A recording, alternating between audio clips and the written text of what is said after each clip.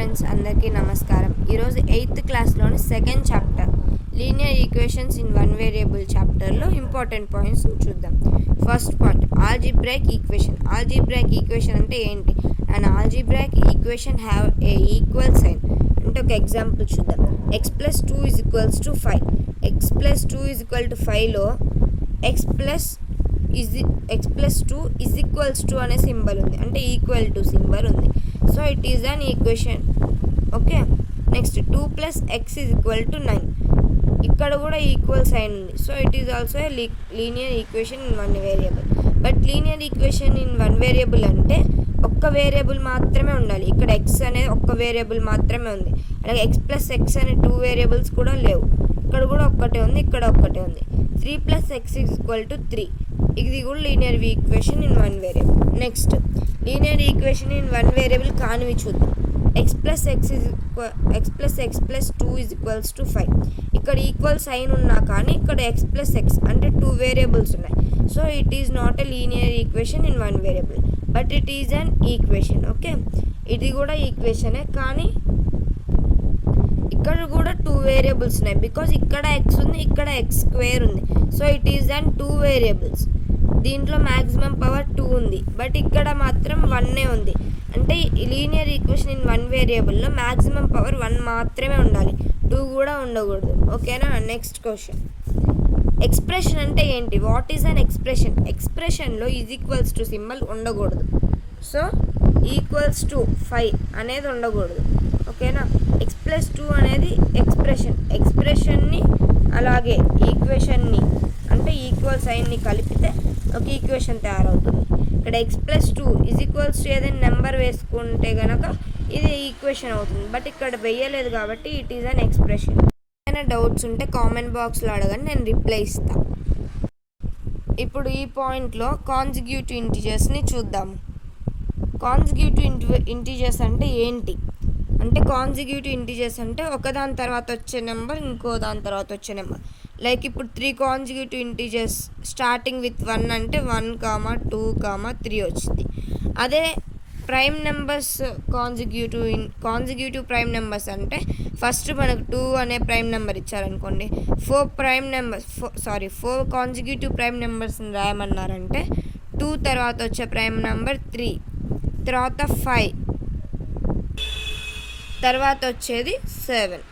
ఇలా కంటిన్యూషన్గా ఎలా అయితే వస్తుందో అలా, అంటే ఒకదాని తర్వాత ఒకటి, ఆ తర్వాత ఇంకోటి, అలా.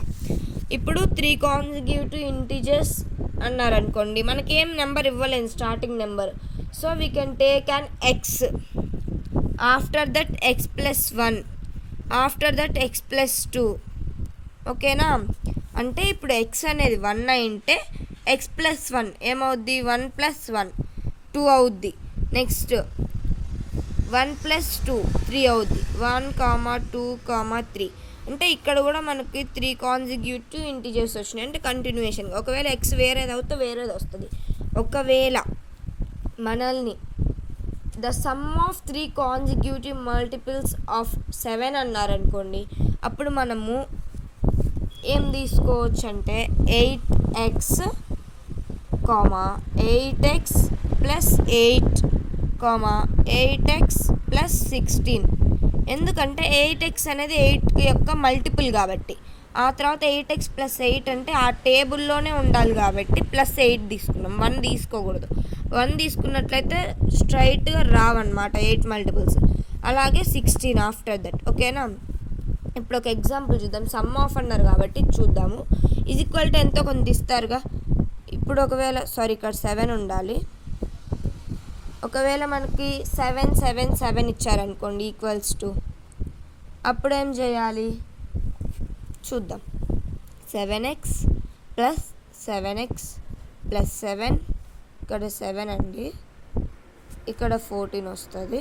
7 యొక్క first multiple, after that second multiple తీసుకోవాలి. 7x + 7 తర్వాత 7x + 14 = 7, 7, 7.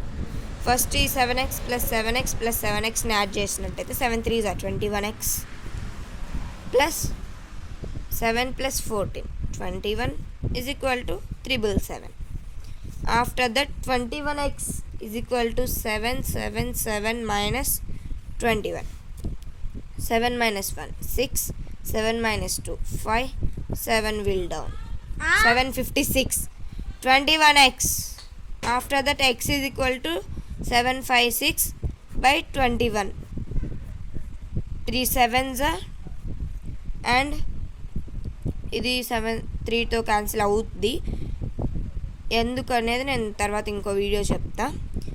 3 2s are 6, 1 3 5s are 15, 3 2s are 6, 7 1s are 7 4s are 7 3s are 21, 4 7 6 are. So x is equal to 36.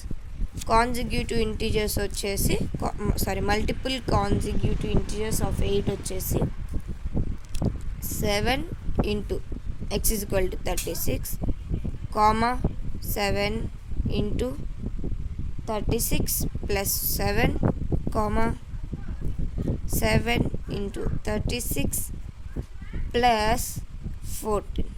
ఓకేనా, చూద్దాం. 36 into 7, 7 6 are 42, 7 3s are 21 plus 4 25. ఈ మెథడే కాదు, ఇంకో method వాడచ్చు. 36 into 7, 7 6 are 3 7s are 21 step, 6 7s are 42. Then next 252 is the answer. Okay, next 252 comma 252 plus 7. So 252 plus 7 ఎంత అవుద్ది? 259, comma 259 plus 257 plus 14. We can take 266.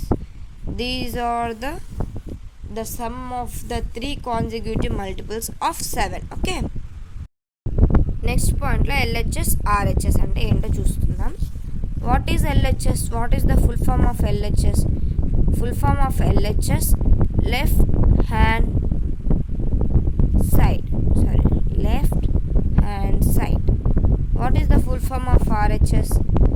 Right hand side.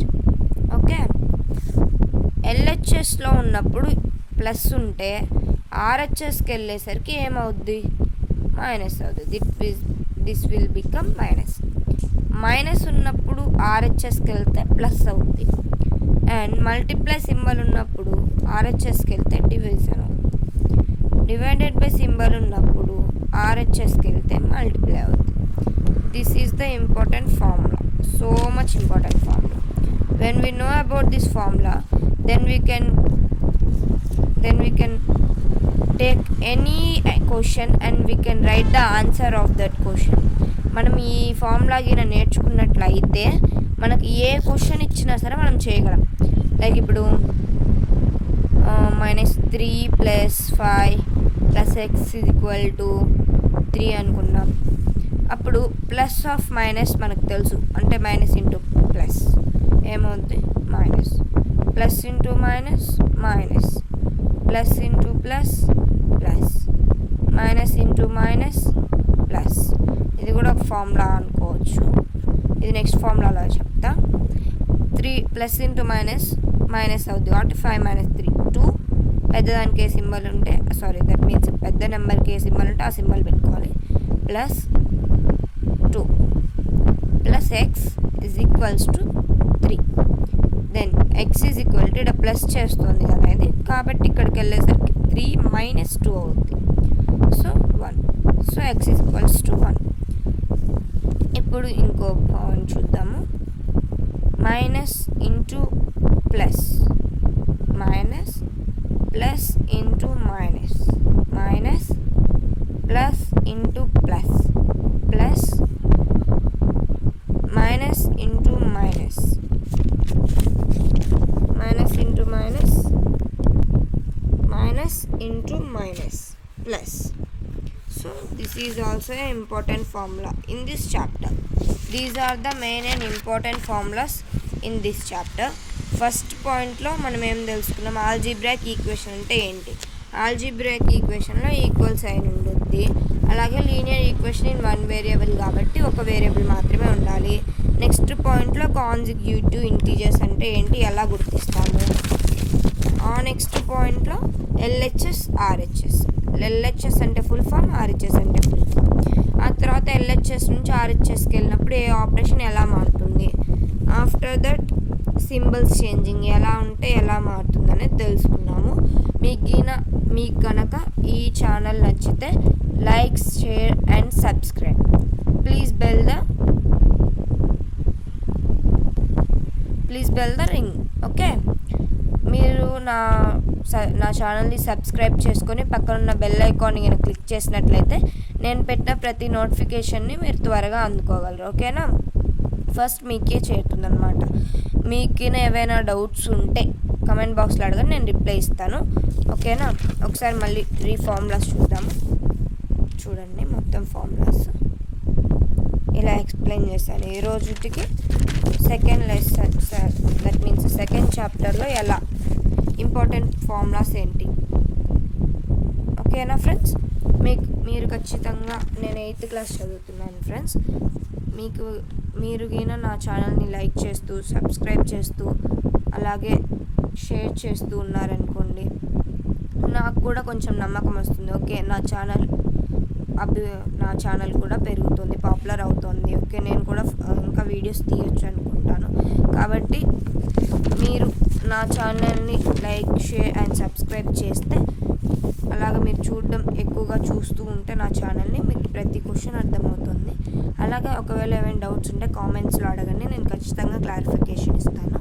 నేను 8th class చదువుతున్నా కాబట్టి మీరు ఒకవేళ చూస్తారో చూడరో అనే నమ్మకం ఉండకపోవచ్చు. కాబట్టి మీరు ఒకవేళ నా ఛానల్ని సబ్స్క్రైబ్ చేసి, షేర్ చేసి, లైక్ చేస్తే ఓకే, నా ఛానల్ ఇంకా పాపులర్ అవుతుంది, నో ప్రాబ్లం, నేను వీడియోస్ చేయొచ్చు అనే నమ్మకంతో నేను వీడియోస్ చేస్తాను. Please like, share and subscribe friends, please. Okay, thank you for seeing my video. Okay, bye friends.